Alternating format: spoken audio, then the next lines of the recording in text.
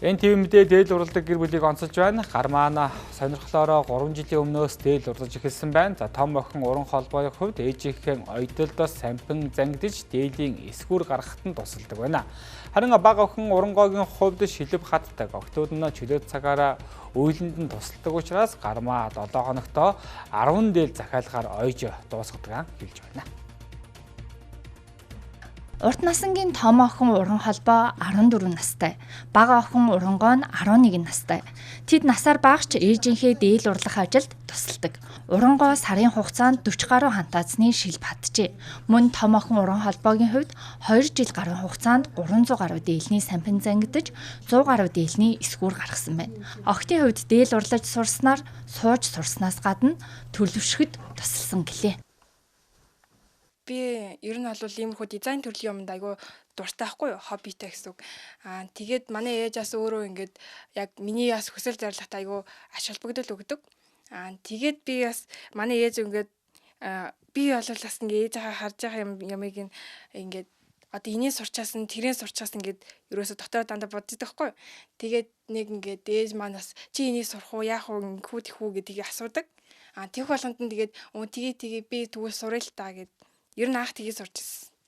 Тэгээ товчлт би ер нь зангидахад хамгийн хэцүү бэрхшээлтэй юм нь бол би бүр багасаа нэг зангидаж эхэлчихсэн гэсэн шүү дээ. Тэгээд багтаа бол ингээд ер нь товчлтны ингээд ер нь чанга бат бөх байх нь илүү сайн байх хэвээр. Тэгээд багтаа би ингээд жоохон байсан болохоор ингээд илүү амар сайн бат бөх чанга байлахад л айгүй хэцүү байсан. Би бол ер нь бол оройны цагаар ээжтэй ингээд сампин зангидаж өгдөг.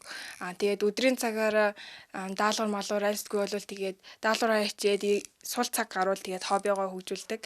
Би ер нь ихэнхдээ бүжгэлдэг. Тэгээд эхлээд ингээд хичээл хийгээд бүх юмаа жин тан хийснийхаа дараа хоббигоо хөгжүүлээд тэгээд дараа нь дууссан бол ээжтэй тусалдаг. Тэгээ манай ээж бас нөө ойдолчин шүү дээ. Тийм болохоор ингээд одоо яаж цагаан сар гээд айгүй их дахиалга байгаа. Тэгээд энэ эсгүүр янз бүрийн ер нь бүхэл юмд нь туслахыг хичээдэг. Ер нь бол шилб хатахтаа хамгийн ер нь бол нэг их удаагүй болохоор нэг хамгийн эхлэж хатчаад ер нь аюу их баярлж ирсэн. Тэгээд бас ээжтэй ингээд манай ээжийн бас ингээд дээл уралдаг болохоор ингээд айгүй их захиалгатай байдаг болохоор бас таал хаагасын ч гэсэндээ ингээд ээж мэжтэй тусалдаг болохоор бас жоохон баярлалаа.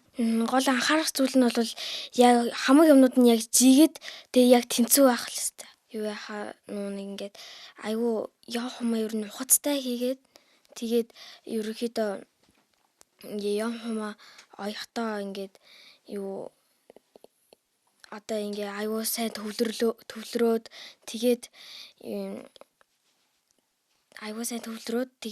ер нь яв хумаа хийгээд одоо ингээ сүүл рүүгээ барыг ээж мэж ингээл яв хум ярьж байгаа тэр мэрийг бараа сонсохгүй энийг одоо яаж хийх вүлээ одоо энийгээ яах вүлээ гэд ер нь аюу их тгийж төвлөрдөг. Одоо өөрийнх нь ирээдүйд чинь ч гэсэн хэрэгтэй шүү дээ. Одоо хэрвээ бүр айхтар ингээд ойдолчин одоо юу гэдэг дизайнер болохгүй байсан ч гэсэн зөвхөн өөрийнхөө хувцсыг дуртай хувцаа эсгээд өмсчдөг, үндснийхээ хувцсыг өмсчдөг байвал аштай юу тийм ээ. Тэгж бодоод би бас энийг сурчгаа хоёул авах юм чинь тийм үстэй.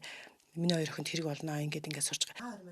Гармаа арьс ширний технологич мэргэжилтэй. Тэрээр мэргэжлээрээ 10 гаруй жил ажиллаад сонирхлоо дагаж ойдолчин хийх болжээ.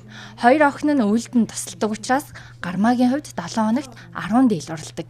Тэрээр эмэгтэй дээлийг 350-аас 380 мянган төгрөгийн хооронд, эрэгтэй дээлийг 380 мянгаас 450 мянган төгрөгийн хооронд уралдаг байна. Ийхүү дээл уралснаар сар дунджаар 14 сая төгрөгийн орлого олдог. Түүний хувьд ажил эрхлэх боломжгүй гэрээрээ хүүхдээ хардаг, хоёр эмэгтэйг мөн цалинжуулж ажилладаг байна.